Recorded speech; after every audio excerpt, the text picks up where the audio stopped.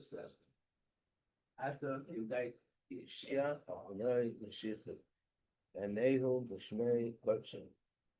B'Gvures, Yesha, Yemina, Eile V'Rechev, V'Eile V'Susim, Anachnu B'Shem, Adonai, Eloheinu, Nazk.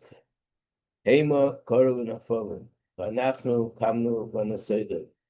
Adonai, Yeshia, Melech Yaneinu, V'Yem Korenu.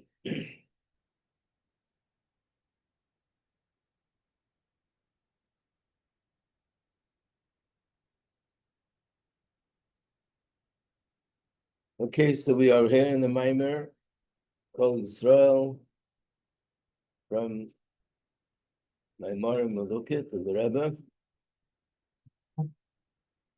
This is Chelik Dalet.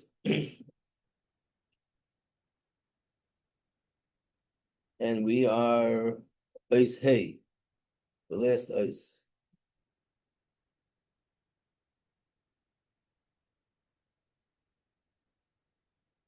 So this Mamar, we're almost at the end of the Mamar, and the objective of the Mamar is to explain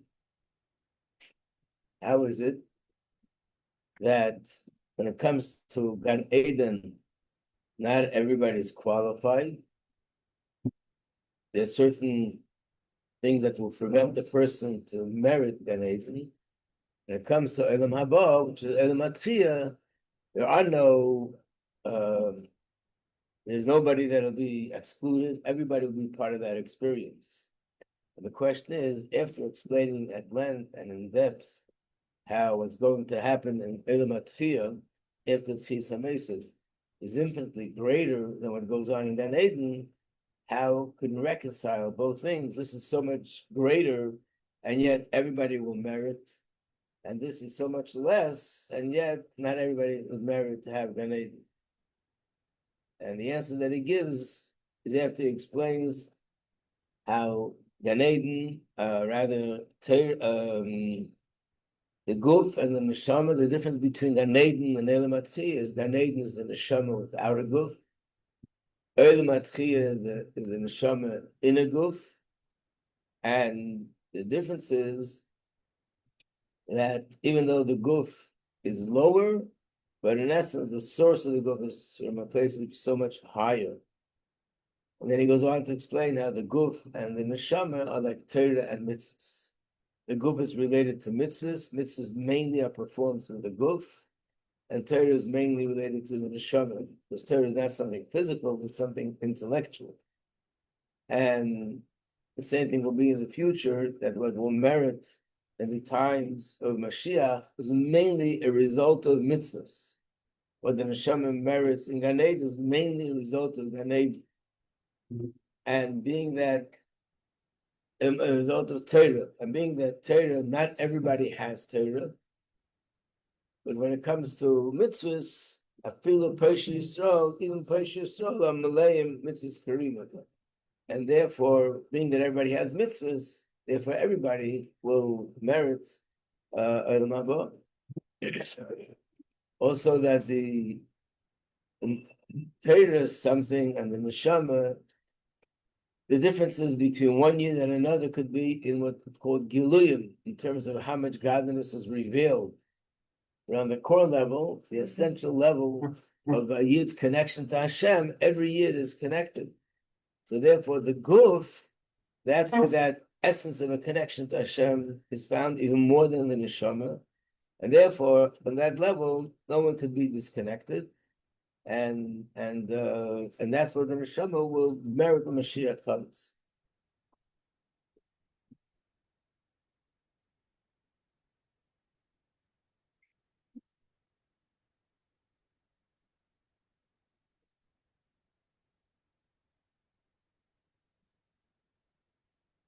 Okay, so that's where we're up to. We're in Ois Hey. Maybe we'll do this part inside. Let's start again with just a few lines in. So let's start again from the beginning of Ois Hey. V'zeu kol Yisrael yesh lehem chelek le'elam haba. This explains why is it that every yid has a share in Elam Haba, which is the era of Tchis HaMesed. Agam shagilu de'elam haba. which is Olam Atchiyah. Even though what will be revealed from Hashem, what we'll be experiencing spiritually, then is Naila Yesim Agili, the Gan Eden is so much higher than what's revealed in Gan Eden. But nevertheless, Gili Zeh Yila Kol Yisrael, this will be for everyone, and everyone will merit it, even though it's so much higher, so much greater. The reason is, Kibbutz Gan Eden, Lagilu the Torah. Gan Eden that's the place where the Torah is revealed. In fact, what does the neshama do in Gan Eden? The neshamas are experiencing pleasure, but their pleasure comes from understanding godliness, understanding the depth of Torah in a way that the neshama never was able to reach that level down here. So it's basically enjoying the depth of understanding Hashem, which is Torah. And in fact, it's the Torah that they learned in this world, but in this world we learn the Torah on a very superficial level, and the neshama goes up there, then it sees the depth of what it learned down here. But in Gan Eden, there's no mitzvahs. Torah is in Gan Eden. In fact, they learn it deeper than we do. They understand it much deeper than we do. But there's no mitzvahs. In fact, that's why there's a halacha that when a person goes to a cemetery, they're not allowed to, they're not allowed to, when they're standing very close to the place where the person is buried, they're not allowed to show their tzitzis or tefillin, because that would be like teasing them that they don't have mitzvahs. So, if you ever notice, people put their tzitzis in, and people don't walk around in this place with tefillin. Of course, there's a shul which is further away, and it's a separate room. But if one would be standing right by the place within the Daled Amah, the 4 cubits, they wouldn't be allowed to do that. But Torah, the neshamas have, and not only they have it in a much greater measure than we do. But the time of Tchis HaMesim, that's when there'll be mitzvahs again, and mainly then all the light that was brought down into the world through the mitzvahs we do now, that'll be revealed. In Gan Eden, all the light that was brought down through the person's Torah learning will be revealed in Gan Eden.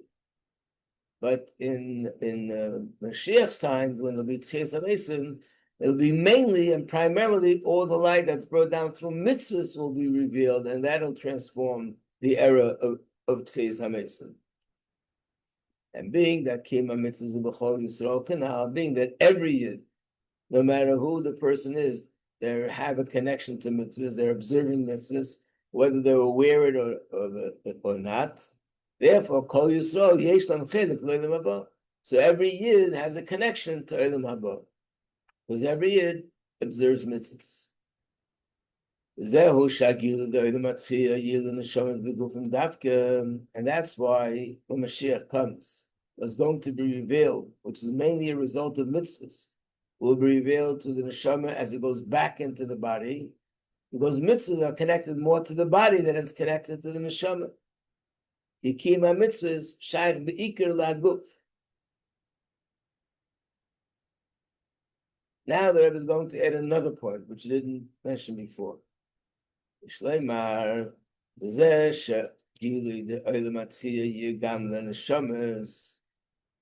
Mashiach will come and the neshama will be in the body, we just finished explaining why there'll be what'll happen then, what'll be revealed then will be so different and so much greater than what we had before, even more than what the neshama has in Gan Eden, because this is connected to mitzvahs.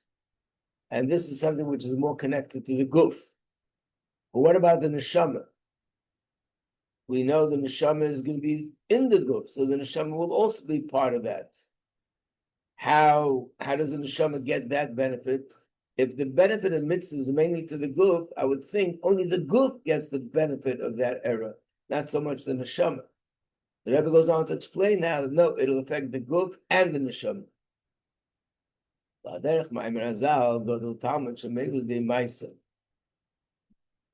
a story in Gemara. Here we could look at it on page 23 in the booklet. But the Gemara says that there was a big debate. The debate about what is greater, Torah study is greater or mitzvahs are greater.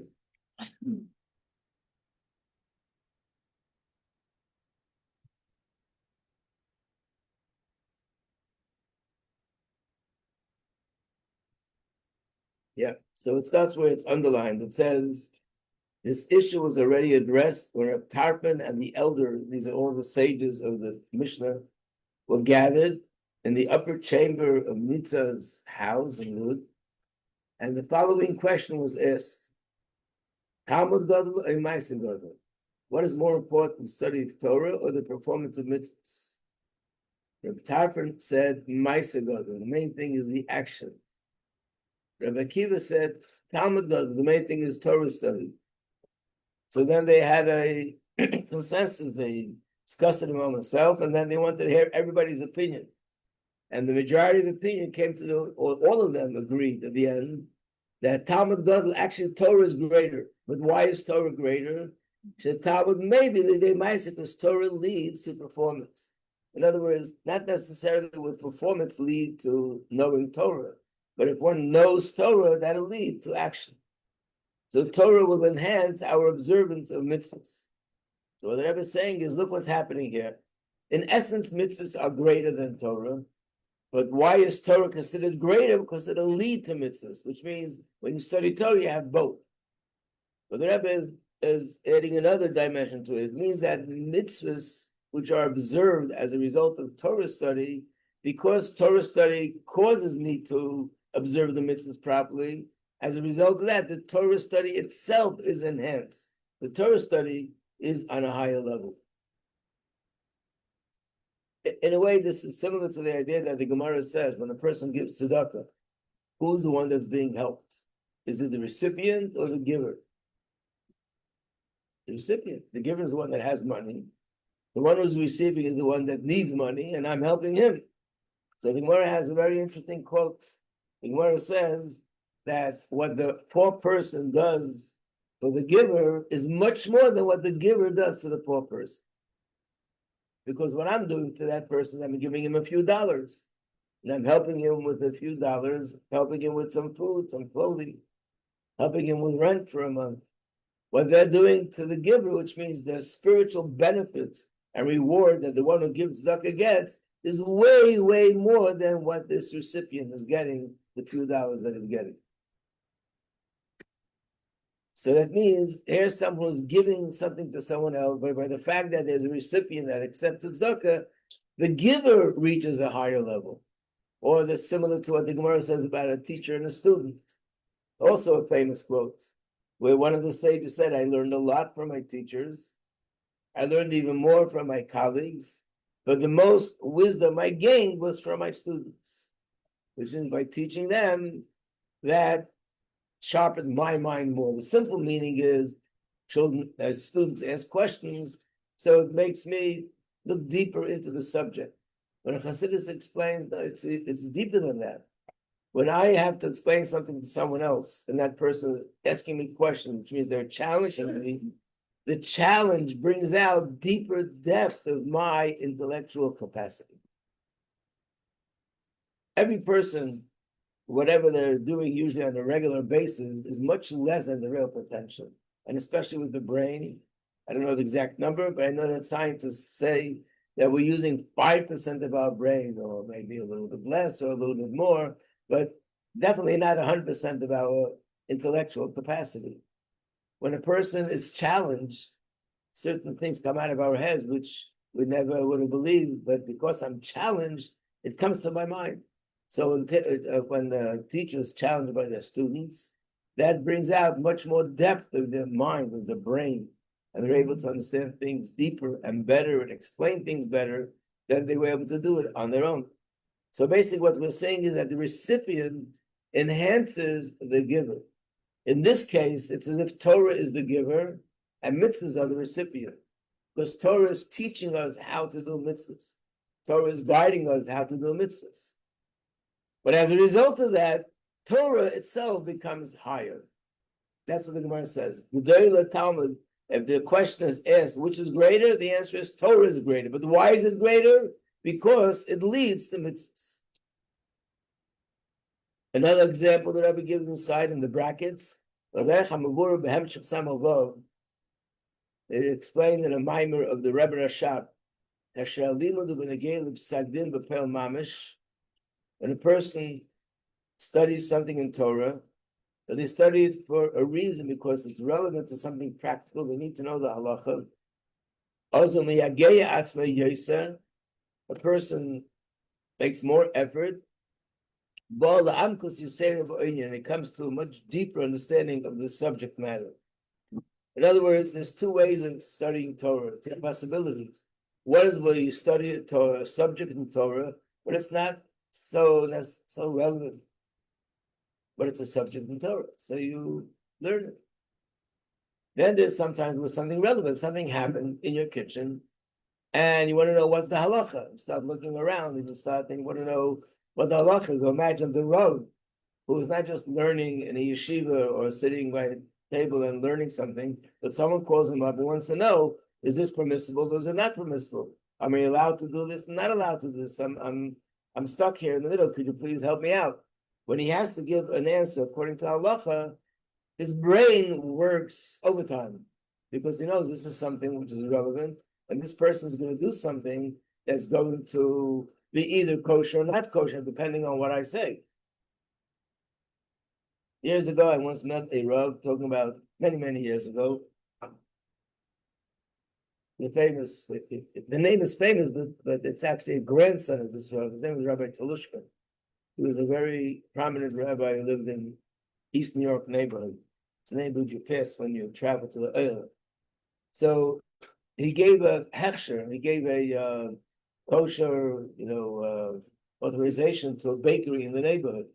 And his custom was that whenever he came in to look at things and check things out, he ate something from the bakery. So he should know that I'm not just saying it to you, okay, you can sell these items. He's eating it himself.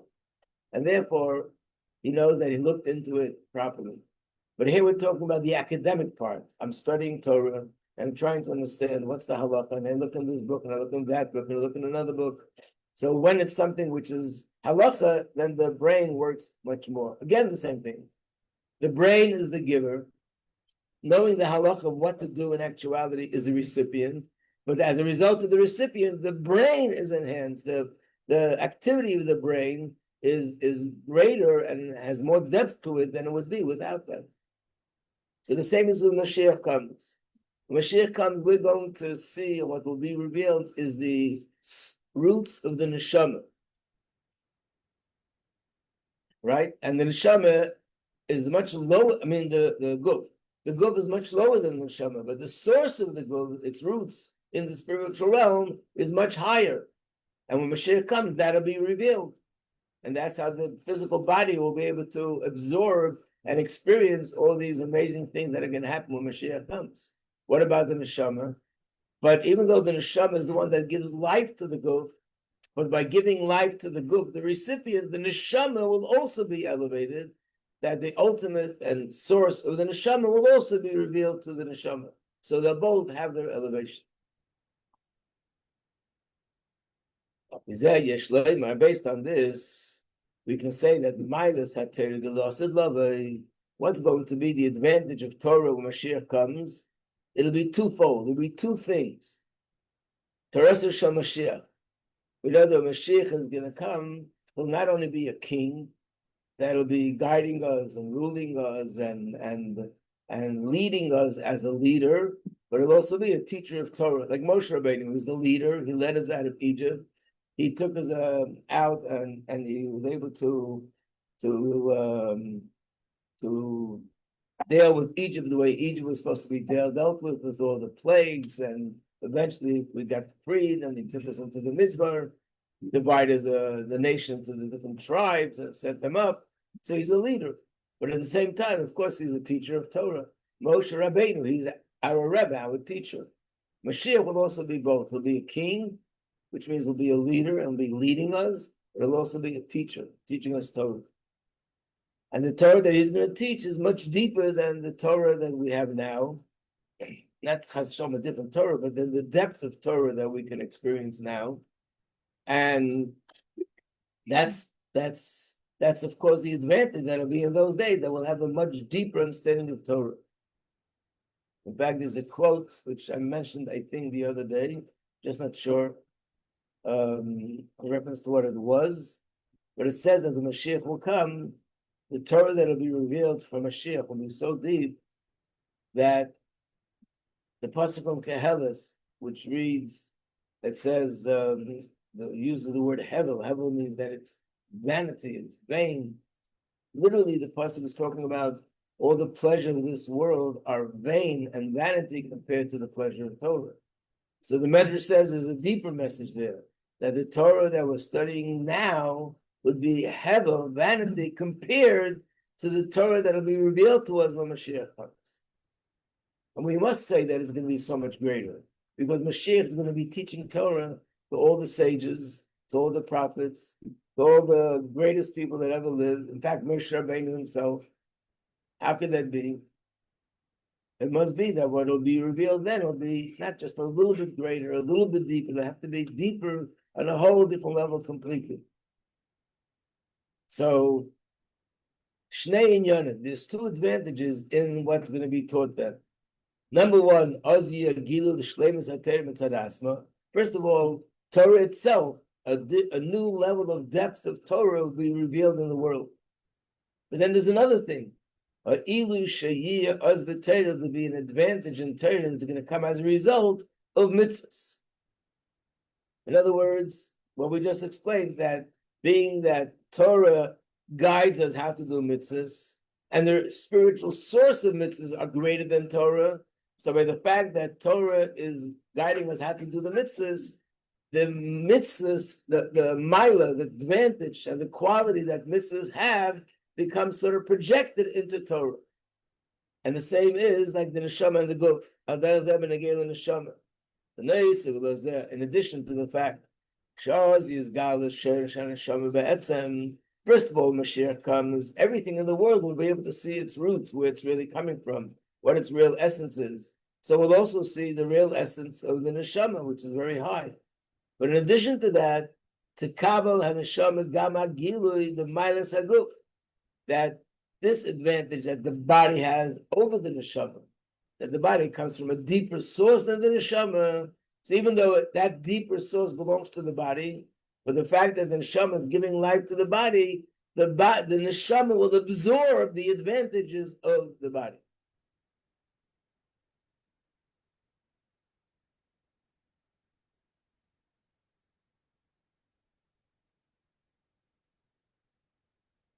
Let's go back a moment to that last page in the booklet, just to see that this is really the summary of everything it speaks about, understanding the difference between Torah and mitzvahs. Let's all put it together now. Number one, mitzvahs is compared to organs of the body, and Torah is compared to the blood in the body. That's if we talk about the body, how it has in the Torah and mitzvahs. Another difference is mitzvahs are limited in time and space. They have many halachas, where to do it and when to do it.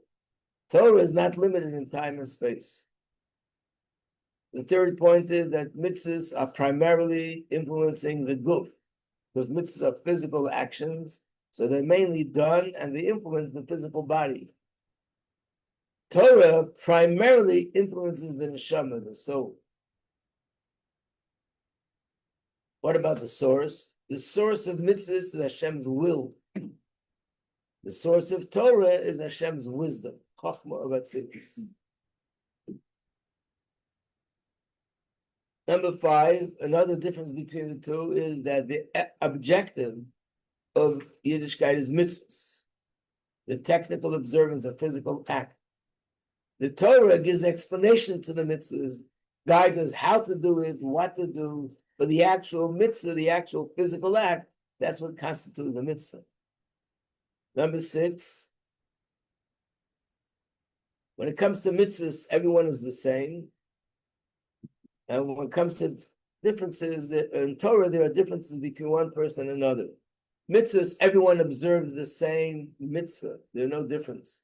Everyone has to eat the same amount of matzah, and everyone has to do the same lulav of the esrog, and everyone has to have 3 leaves of hadassim and 2 leaves of aravas and 1 esrog. Every man puts on the same tefillin, and so on and so forth. When it comes to Torah, there are differences from one person to another. One person is obligated to learn 10 hours a day. Another person's obligation is to learn 10 minutes a day, depending on their occupation, depending on the time that they have. So the obligation of the mitzvah in general is very different from the obligation to study Torah.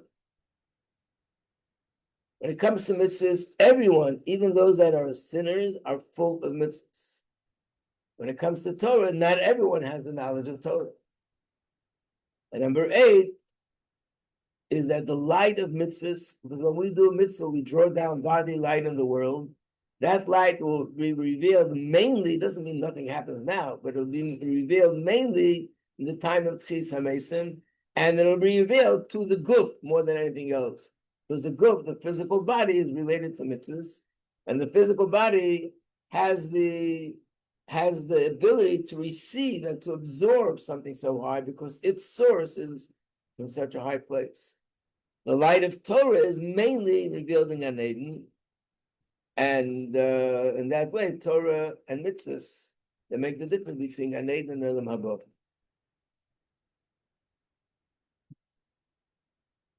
So this answers the original question in the Maimar. Why is it that not everybody could merit Gan Eden, but everybody could merit Olam Haba? And the answer is Gan Eden is Giluyim. Gan Eden is the light of Hashem shining.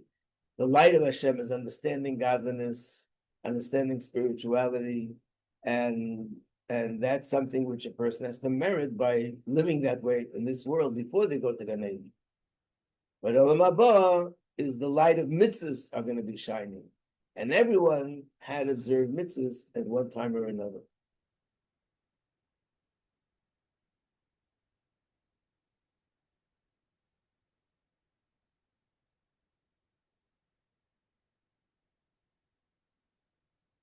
Now, you might come across someone, if you would have a discussion about this, who's going to say to you, wait a second, who says everyone's going to have Olam Haba? Who says everyone's going to rise when the Tchis HaMesim comes? Not true. So many people that they will not merit to rise when the Tchis HaMesim comes. Of course, it says in Kol Yisrael, every Jew has a share of the world to come. That's when the Tchis HaMesim is. But that's if you stop reading it right here. If you keep reading, it says, except for, and there's a whole list of excepts.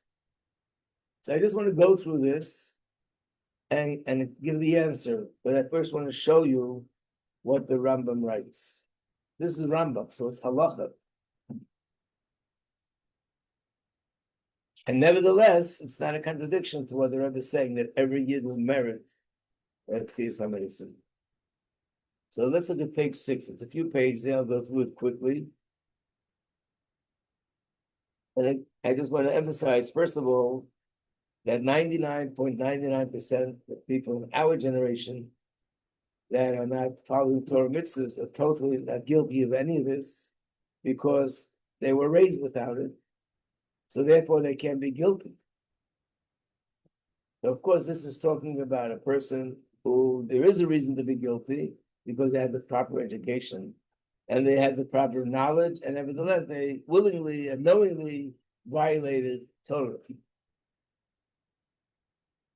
So he said like this, page 6. These are the people that do not have a portion of the world to come. Minim apikursim. What does that mean? Those that, and no, another category, those who deny the Torah, and also those who deny Tchis HaMesim. In other words, they don't believe that dead will ever come back to life. Each one is another category. Those who rebel against Hashem, those who cause many other people to sin. There's one thing, I do something wrong myself, then there are people who are unfortunately inciting others to go against Torah and go against Judaism. Those who separate themselves from the community, we'll have to see some of the things, what it means. Those who proudly commit sins in public, like Yehoiakim, who was the king. Those who betray Jews to Gentile authorities. Those who cast fear upon the people for reasons other than service of Hashem. In other words, people who are in a position of authority and they use their authority to intimidate people and make them have fear. And it's not because the real reason is because to keep the discipline in a city or in a country or in a community, but it's just for ego purposes. People who murder, people who slander, one who extends his foreskin not to appear circumcised. Each one of this has many details. I'm just reading what it says. And now we go back to the beginning. He said, minim. What does it mean, min? This is a person who is considered like a heretic, who doesn't believe in what? The one who says there is no God or ruler to the world, one category. One who accepts the concept of a ruler but maintains that there are two or more. One who accepts that there is one master of the world but maintains that he has a body or a form. One who maintains that he has not the sole first being and the creator of all existence, that other things existed before him.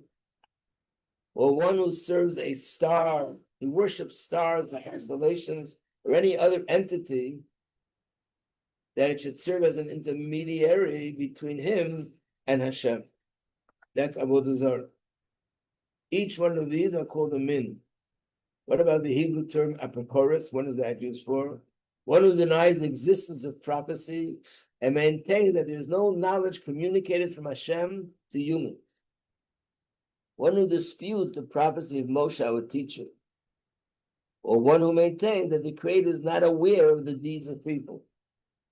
Hashem is very high up there. He's busy with the heavens and the angels, and he's not really aware of things that we're doing. Each of the three individuals is not apikoros. There are three individuals who are considered as one who denies the Torah. What is that? A, one who says the Torah, even one verse or one word is not from God. He says Moshe made these statements independently, which means he agrees to many things in the Torah, but that's not from Hashem. That's Moshe, God forbid. Another example is one who denies the Torah's interpretation, the oral law, disputes the authority of like Tzaduk and Baita. There was a movement called Tzedukim. These were people who believed in Torah, they believed in Hashem, but they said they only believe in the written Torah, and the oral Torah they don't accept, they don't go by it. But one who says that although the Torah does come from Hashem,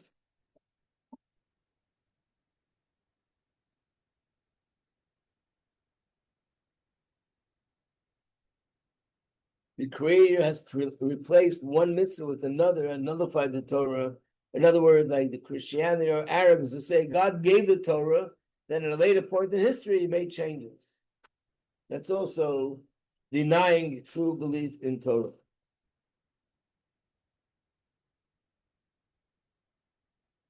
There are two categories of apostates. One in regards to a single mitzvah, and one in regards to an entire Torah. What does it mean? Somebody who willingly practices committing a particular sin, he's so accustomed to committing it, and his deeds are public knowledge, which means he's totally doesn't care that everybody sees him openly violating this and this in Torah. Even though it's one of the minor ones. For example, someone who made a practice of constantly wearing shatnez. He's wearing something that has wool and linen together. Or cutting his sideburns, which means the man is supposed to let a little bit of the hair growing here, and he cuts it off. In other words, he's acting in a way as if this mitzvah doesn't exist anymore. Such a person is considered, has that title, which in Hebrew is called a mumar. But of course, this only applies if he's doing it intentionally to go against Hashem, to anger Hashem. What does it mean when it goes against the whole Torah? It's someone who converts to another faith. Often they the Christians and the Arabs, different times that they attacked Eden, and they demanded of them to either give up their faith or they'll be killed, and some people did that. And they said, what benefit do I have clinging on to the Jewish people? They're being pursued and they're being persecuted. It's better to cling on to those who have the upper hand. That's called a mummer for the whole Torah. He gives up the whole Torah. Then he said, before those who cause others to sin. That means to someone who causes others to commit a severe sin, like Yerubim, Tzaddik, or Bisis. Also those who cause them to commit slight sins, even the nullification of a positive mitzvah. It includes both those who force others to sin, like Menashe, would kill Jews if he didn't worship idols. This is a Jewish king. Not only a Jewish king, but his father was Chizkiyahu HaMelech. Chizkiyahu HaMelech was considered one of the greatest kings of Israel that lived. It said that Hashem actually wanted to make him a Mashiach, but there was some reason why it was decided not to. But here, this great tzaddik had a son that was so wicked that he killed Jews. He was the king. He killed Jews that didn't worship idols. What does it mean a person who separates himself from the community? Even though he's not transgressed any sin, but he doesn't take part in the community. When the community fasts or something's going on that the community, he goes in his own personal path. Of course, this needs to be, you have to go into details what exactly that means. And then it says those who betray Jews to Gentiles. I mean, one of the most shocking things that's happening in Israel now is they're finding Jews that are doing and spying for Iran, the country that prides itself and claims that they're ready to blow up, God forbid, the whole country and annihilate, God forbid, all these people. You're helping them. Could you imagine? And unfortunately, every other day they find someone, and not only non-Jews, but actually Jews, and actually sometimes even religious Jews. Why would someone do that? You get a lot of money.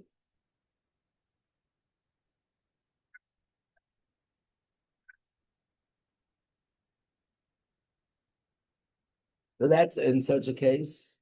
But even if someone doesn't hand over a Jew to an authority, so they should put him in jail, the God forbid kill him, but loss of money is also considered in the same category. Okay, you can read more, but I want to give the answer. I don't want to let you go to sleep with all these things. So what happens with what the Rebbe said, that every Jew has Olam Haba?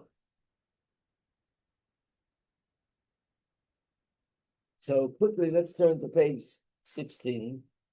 After the Rambam gives this long, I wanted to show you the long list. You can read more, you'll see the list. And then on page 16, look at the paragraph which starts with, when does this statement that these individuals do not have a portion of the world come apply? When they die without having repented. However, if such a person does tshuva of his wicked acts and dies while he did tshuva, he will merit the world to come, for nothing can stand in the way of tshuva. Even if he denies Hashem's existence throughout his entire life, and he does tshuva the final moments before he passes away, he merits a portion of the world to come. And brings a pasuk to support that. And the next says, even if he did tshuva in a way that was hidden, nobody knew that he did this tshuva. It doesn't matter, Hashem accepts him and so on. So to make a long story short, maybe tomorrow we'll explain a little bit more. The Rebbe explains that when it says it, no share of the world to come, it means that these violations of Torah are so severe, it makes a person lose a share of the world to come. However, there are things that will make it possible for me to regain it. And one of them is tshuva. And what if a person didn't do tshuva? Then there's other things. And what if you don't have the other things? Then there are other things. The Rebbe goes through a list. Maybe tomorrow we'll talk more about it. That there could be other ways, and there are other ways. So basically what it boils down to is like a doctor would say, this poison is dangerous. If someone eats this poison, God forbid, they couldn't live more than 10 minutes. But if you drink this, it'll neutralize the poison. So both are true. This is something which makes you lose, person loses life. But then there are other things that makes a person regain it. So the purpose of this is to bring out that certain mitzvahs and certain averos are so severe to the point that it makes us lose a share in the world to come. And therefore, we have to realize and understand how much have to be more cautious with those things because they're so severe. But in terms of what will be at the end, Kol Yisrael, every single Yid will ultimately have a share in the world to come. Either they will do tshuva or someone else will do what needs to be done to help them regain that. But ultimately, every Yid will have a share in the world to come. I must say that many years ago, I taught this class, and there was a student who had lost a grandmother. She was very distraught. Her grandmother wasn't observing Torah mitzvahs, and she read what the says in the Rambam on her own, and she was crying. She'll never see her grandmother again because even if you believe in Mashiach, but she'll never be one of those people who come back to life. So I told her what the Rebbe said, and she was a different person. Then she went away Shabbos to another neighborhood somewhere, and apparently the subject came up again, and she told them that the rabbi told her that ultimately everyone have Tchias HaMeis. So the rabbi there, whoever it was, told her, they're just trying to make you feel good. It's not really true. You'll never see grandmother again. There's no way in the world. It says clearly there's no share in the world to come. Unfortunately, yes, they don't have the knowledge. They didn't know there's another way of looking at it. They didn't know there's a way of interpreting it. But the idea to have sort of a certain pleasure in telling somebody that this is the real opinion and you'll never see a grandmother again, that doesn't sound like it comes from a very righteous Yetzer Tov, to say the least. Okay, so tomorrow we'll continue on this. Okay. Okay, hopefully the crisis in the dorm will be solved today. We're going to work.